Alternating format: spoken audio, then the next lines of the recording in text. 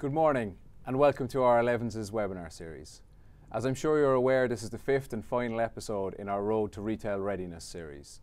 So far in this Retail Readiness series, we've covered key trends, shopping, supercharging your shopping and feeds. And to round out the series, we have Performics joining me on the couch. So I'm joined by Elle Hill, Head of Search at Zenith, and Antonio Bertolato, AD at Performics. Hi. Thank you. Thanks for having us. Cool. Would you guys like to tell us a little bit about your background, your experience to date? Yeah, so Performics is the performance arm of the Publicis Group. So we actually run the digital channels for Zenith, Starcom and Spark, and Performics as well has its own clients. So my role is to head up the search for the Zenith UK side. So I joined Performics just over 2 years ago, and before that I worked at an independent agency. Before that was doing, I've done some roles in retail and events before that. So I've really worked across pretty much all the industries actually, and both big and small clients. So some quite interesting dynamics there, and a huge part of my role is bringing search into the wider marketing strategy and working really closely with the Zenith team and the planners and other channels so that we deliver basically what the client wants. And my name is Antonio. I've been at Performics for the last 3 years now in February, and I'm very excited to be here. Thank you for having us. And I do manage a team of 6-7 people at Performics, focusing on performance and ROAS-driven clients across different verticals. And I started actually my career in LA. I'm originally from Italy, but then I started there for a smaller agency. And then I went back to Europe, and I'm here now in London working for Performics. Amazing. Sounds like some great experience between you both. I'd love to hear a little bit about Performics in general. What's it like as a place to work? What's the culture like? Anything you'd like to share? Yeah, I guess so. To start with, so Performics, as a bit of an introduction, is part of the Publicis Group. So we actually do digital marketing across both Zenith, Spark, and also Starcom, and we also have our own clients too. So there is a big mix of different work cultures. I think we have our own identity as Performics, and I'd say that identity is really just being really collaborative. And everyone's got quite a muck-in sort of attitude and really friendly. I don't know if you want to. Yeah, I think that I worked for other agencies before, and I think that the agency world is very friendly in general. But I think that Performics is really exceptional because I have a lot of friends that I've made over the last 3 years, and some people probably left 2 years ago, but I'm still really good friends with them. So I'm very, very excited to be there because I've made so many friends. And also, you know, we work really hard, and sometimes on Friday it's good to be there with friends, and on Friday we might go for a drink after work. And it's really, that's a very, encouraging environment that we have at Performics. But also from a client perspective, we do have very strong partnerships. So for example, I started on the HP Inc. account just 3 years ago when I started, and I'm still on the account working on their strategy and developing their capabilities from a search, but also across other channels. So it's really great to have the ability to work on some of the biggest clients in the world for such a long time, and really following for through the years and through the retail space changes. Yeah. Amazing, amazing.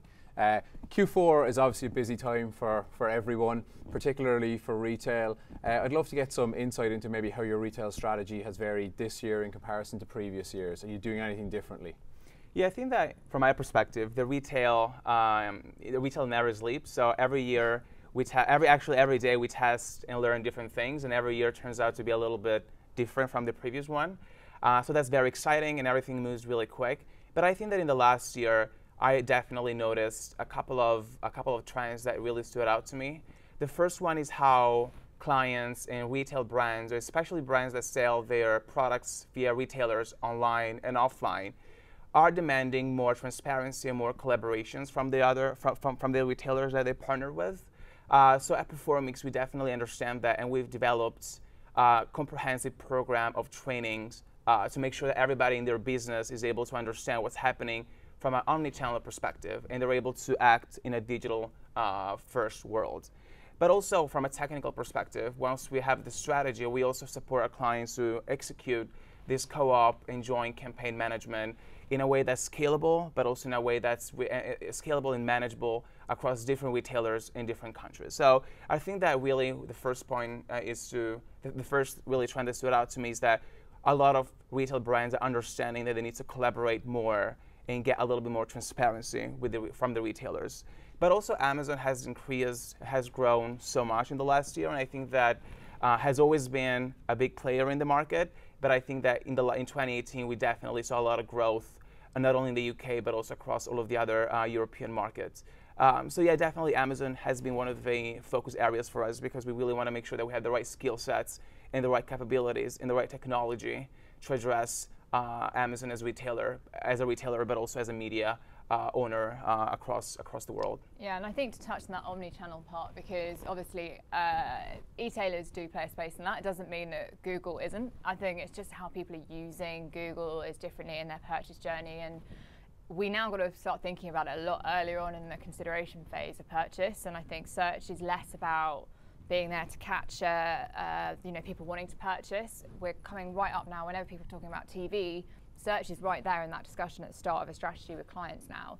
It's been quite a few years for us to get to that point, but omnichannel and approach really has search right in the middle of it, whereas I would say probably a couple of years ago everyone knew that it was important and needed to be part of what they wanted to do, but actually it's really at the forefront, and a lot of our brands and some really high up people in huge global companies are now asking, what are you doing in paid search, which I think is a really great time for us all, and to really get a lot more just strategic and thinking about what we're doing and just thinking outside the box and not just typing in the most obvious keyword, and think about actually what other things might people be looking for ahead of needing to purchase this, some of the pain points that could lead to that. And I think that's a really key part of strategy that's coming in, and particularly in Black Friday, that's a larger part, so you just need to prep it earlier. And I think that's going to continue to happen.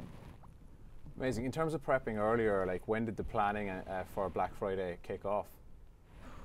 From my perspective, it started just a few months ago.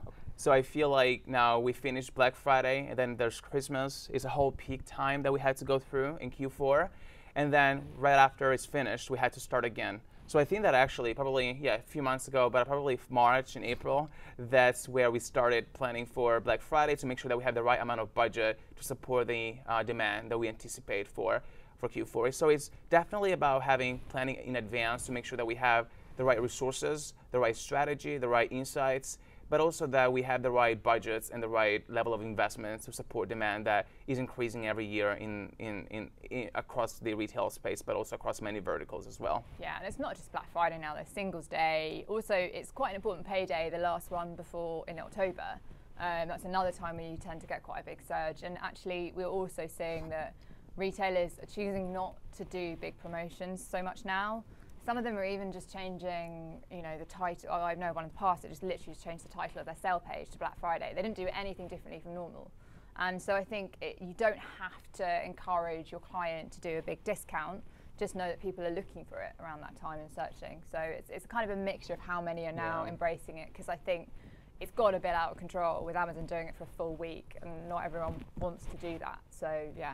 But we're definitely very busy, as you said. But I think that from my personal perspective, we had to plan in advance, especially for Q4, but at the same time, we had to be flexible because things change real quick in the retail space, especially during Black Friday. So you might have a plan for Black Friday, but you have to be ready to act on the spot if there's if you need to do that. Yeah. So and we actually in the last year we got amazing support from Google to make sure that we were getting the insights every hour, and we were getting a lot of support to make sure that we were on top of our campaigns throughout the whole day. Yeah. Amazing. I'm delighted to hear you were getting the support. Yes. You mentioned earlier that scaling your campaigns is one of the challenges at the moment when you're so busy. I'm just wondering what role does automation play in that scaling at the moment, or how are you using automation? I think that automation, from my personal perspective at least, is the key and the backbone of what we do at Performics. So can you imagine if you work for a big retailer, you have so many products in paid search campaigns, but also from a shopping campaign perspective. So you have so many parts moving that you had to be automating things to make sure that we are focusing a little bit more on the strategy. So we actually have a lot of tools at Performics that can help automate. So of course we rely on Google products, but also we have scripts that allow us to change the bids and really make sure that the hygiene of the account is maintained throughout the year, especially before Black Friday. You mentioned a minute ago that paid search is now up there with kind of TV as one of the key things that brands are interested in your discussions. I'm just wondering, what like audience strategies are you bringing to the table when you're asked those conversations around search? Oh, I mean, there's lots, and I think quite often, you know, we have the information to help inform that. I think you often ask your clients, you know, who's important, what audiences, you know, do you want to approach, and they don't know sometimes. So having all of the detailed demographics that are now available, the fact that you can pick people that have children and whether they own a house or rent a house, those kind of things, I think are really important to make sure we put that in there. But when it comes to the overall strategy, it's for the customer, you start large, think of just target all customers first and then break it down. It's so tempting for a client that started getting a DMP and learnt how to separate out all their CRM lists to start really small with really detailed groups of people they think have really high intent to purchase.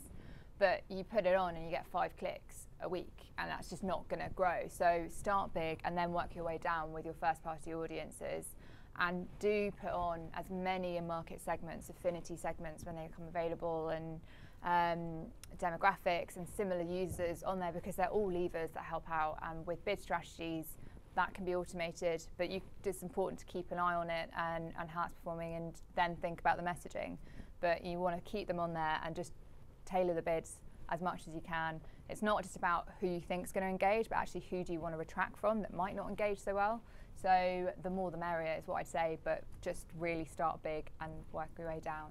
Yeah, and I think that also it's really important to bear in mind that when we put together the audience strategy for our clients, we want to make sure that we have a very granular approach to really deliver the best customer experience for the customers, right? Yeah. But at the same time, you need to make sure that you have a strategy and a setup that you can optimize easily. You want to go granular, but at the same time, you want to make sure that you can easily go there and optimize and automate and scale that across different campaigns. So go granular, but also have a setup that you can manage easily, and that you can automate, and that you can share learnings across different business units, products, and clients as well. Amazing. What impact are you guys seeing the shift to digital having on the high street? I think it's quite an interesting one. We're linking a lot more to what's happening in store. I think there is definitely that measurement of how much footfall is digital driving to that store. I think lots of local campaigns coming in, I think it's really important, and particularly for small businesses, where that is really important. I think what we are seeing is a lot of companies that started online moving to showrooms and things like that. IKEA on Tottenham Court Road, just around the corner for our office, has put a showroom in. It's not designed for people to buy stuff in there, it's just for you to walk around and then go buy online. So it's kind of a reversal of the strategy. Previously, you know, we still want to track how much footfall we're putting in, but actually we do want to see how many people have gone in store and then purchased. So GDPR has made it a bit more complicated, I guess, with tracking some of that, but there are some good things that you can use, in-store visits and stuff like that, to connect the dots. But I think the high street is going to look quite differently. We're seeing, you know, House of Fraser closing down. Some of the larger stores are having less stores presence, and I think it's just going to be a bit more interesting, actually, and more variety of what's coming in. I think the clients understand that digital campaigns have a huge impact on footfall, for example. They see that footfall is going down, but at the same time, they see that the revenues are still there in most cases. Okay. So I think that they understand that people are doing a lot of their research online. So when people go to the store, they've done their research online before they even walked in. So it's really, I think the clients understand that, and the challenge is how we optimize, how we measure that, how we set up a process, how we restructure the business so that we can address that challenge. And for a lot of our clients, we actually, as I said earlier, we have put together a comprehensive program of trainings so that we're not only training on the omni-channel space and digital marketing campaigns, the marketing teams, but we're training everybody within the organization across different functions, sales, retail teams, so that they know how to act in that specific situation. And also, a lot of collaboration with the retailers. And you asked about audience strategy earlier. It's really about getting that to that level where we can share audiences. So it's not just about our first-party data, but it's also about what kind of data we can leverage from our partners and from our retailers to make sure that when our customers engage with our brands, they have a very consistent experience. Yeah, that in-store retailer thing I think is really important, where you've got brands that rely quite heavily on your John Lewis's, your Currys, and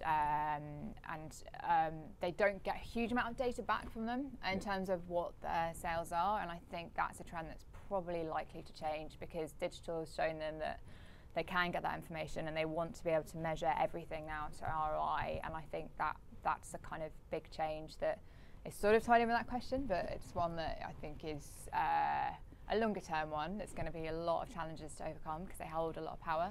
Yeah. But that information and sharing should be becoming a lot more transparent. Amazing.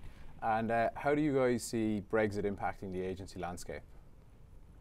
I think our clients are likely to be putting a lot more pressure on us on our ROI goals, particularly the larger ones, because currency is becoming more unstable and a lot of purchases for materials are done in dollars, so that is one big thing. But actually our agency, we've got, Antonio's from Italy. Yeah. We've got so many, we're a really multicultural agency. We've got people from everywhere in Europe, and I really hope it doesn't impact how many people are able to do it, but I think it could have a bit of a change on the culture with how many people we have in the market, and actually digital is already quite competitive space for us to just get really great new talent here. And so if less people are going to come over and want to be here, that's going to be a massive challenge for us.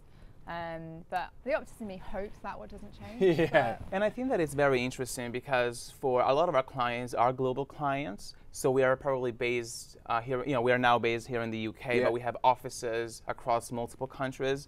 And a lot of the clients that I personally work with, but also a lot of our clients engage with a lot of customers in different countries.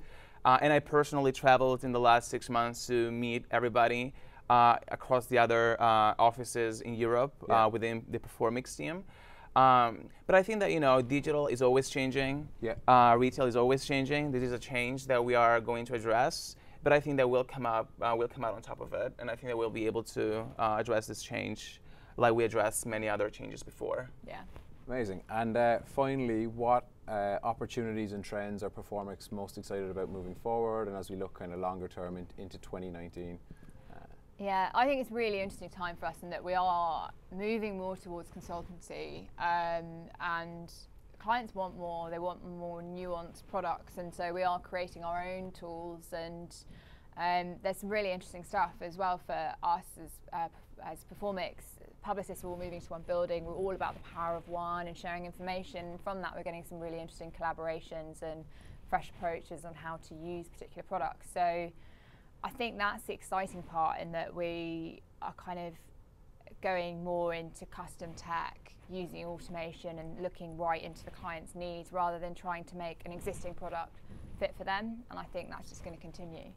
Yeah, and I think that also from my perspective, I see that a lot of our clients, they definitely appreciate our work on the day-to-day management of the campaigns, but we've developed so many custom projects tailored to really our own client-specific needs. So if a client comes to us and they're struggling in a specific area, then we actually develop a program that will support them in that specific area. So I think that it's really about, it's not just anymore about running the campaigns on a daily basis, but it's that plus the strategy and the programs and consultancy that we can add to that to really provide a much better service and support to our clients. Great. Huge thanks to Elle and Antonio for joining me on the couch. So that rounds out our Retail Readiness series. We hope it's helped you prepare for Black Friday and Christmas. Please continue to tune in to our Elevenses moving forward. We'll continue to have topical webinars for you on a bi-weekly basis running into 2019. Thank you.